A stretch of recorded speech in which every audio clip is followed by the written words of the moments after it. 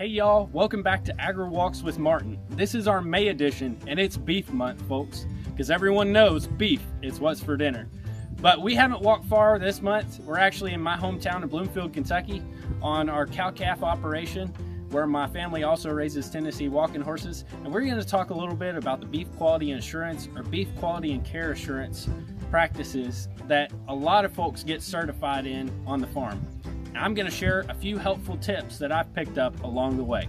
So one tip that I learned actually back in high school, I learned from Temple Grandin, and that's how to use the space that you're in and the position that you're in to get the cattle to move the way you want them to move. So like my chute set up here, I want the cattle to come down the chute and go into the head cap. So instead of trying to come behind them and push them up this direction, you're actually supposed to work the other direction, because then you get in their blind spot and you kind of push their point of balance towards the front. So as you saw, just simply walking around the flight path and past the point of balance, the cow was enticed to move forward away from the direction I was going. And I did incorporate a cattle paddle, didn't use it. It does rattle a little bit to make a little bit of noise, but I try to make as little noise as possible to not get the stress up of the animal.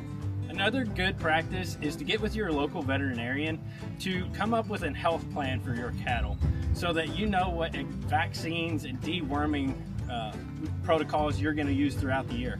For example, I do 2 rounds of vaccines. I do at weaning with the calves and the cows, and then I'll do a second round a couple weeks later. That normally includes blackleg, respiratory viruses, lepto, and I also do a Valcor injection for deworming.